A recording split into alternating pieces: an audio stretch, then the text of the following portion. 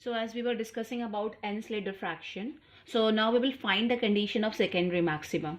As you know that in case of n-slit diffraction or this plane transmission grating, I is equal to this. It means I is a function of beta here. So in order to find the condition of maxima or minima, you have to differentiate I with respect to beta and equate to 0.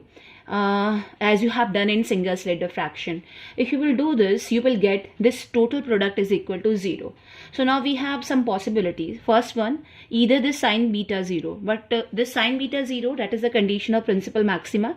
So you cannot take it as a condition of secondary maxima. This sine and beta, it is already decided that it is the condition of minima.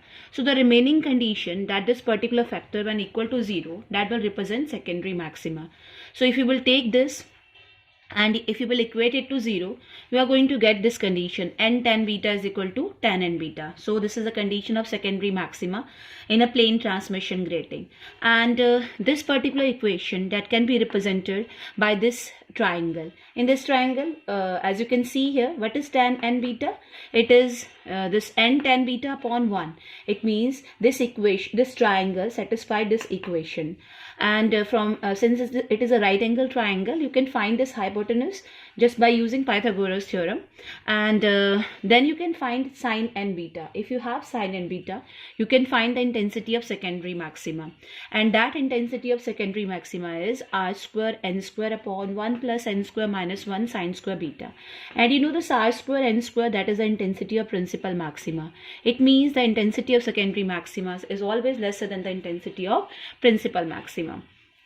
So if you will summarize all these conditions, then in a diffraction grating, in n-slit arrangement, this is the condition of principal maxima. This is the famous grating equation. Then the condition of minima is sine n beta 0 with the condition n beta is not equal to plus minus m pi, where m can not take 0 and 2n, as we have already discussed that if m will take 0 and 2n and into n values, then those values will be the values of principal maximas. And it was also decided there that between two successive principal maximas, there will be n minus 1 minimas. So n minus 1 minimas, and there will be n minus 2 secondary maximas. So this is the condition of minima, and the condition of secondary maxima is this. Intensity of secondary maxima is equal to this. So the graph between I and beta is like this. When beta is equal to 0, you will get your 0th order principal maxima. When beta is plus minus pi, you will get your, this is plus minus pi, so you will get your first order principal maxima, and so on. And as we have discussed here, that between two successive principal maximas, this is your 0th order principal maxima, this is first order. Between these two, there will be n minus 1 minimas. So these minimas, they will be decided by number of slits, and n minus 2 secondary maximas. Intensity of principal maxima, that will be r square n square, and the intensity of secondary maximas, that will be given by this particular relationship. So this is all about n-slit diffraction or plane transmission grating or diffraction grating. Now we will find the expression for missing order spectra. So as you have seen in a diffraction grating, I is equal to this.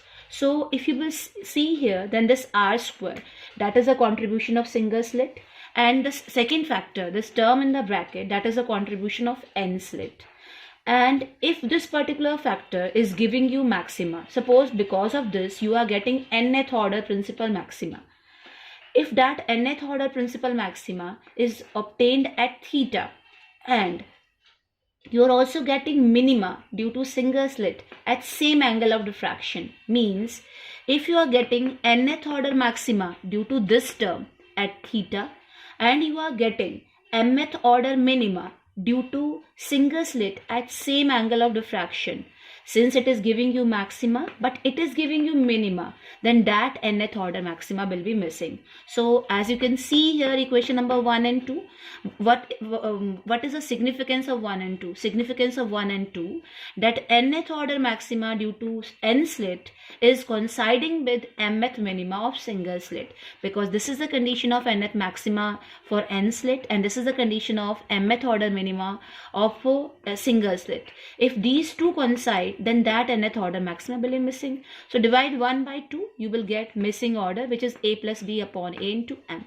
So if you will take one example, suppose that b is equal to a, then n will be 2m. It means second, fourth, sixth, eighth, all the even orders will be missing from the spectra. So this is the method to find missing order spectra. You have to remember this relationship. Now the maximum possible order. As you know, this equation a plus b sine theta equals to n lambda, that represent the condition of maxima. So from here, n is equal to a plus b sine theta upon lambda. So for a particular grating, this a plus b, which is known as grating element, that a plus b is constant because a is fixed and b is also fixed.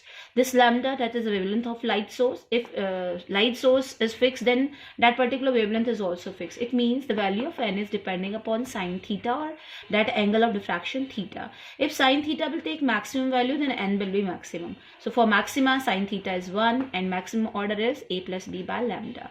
So if you are taking one example, let the grating element a plus b is having a value less than twice of wavelength. It means the maximum possible order will be less than 2. It means the maximum possible order will be 1. So this is the formula to find the maximum possible order. Thank you.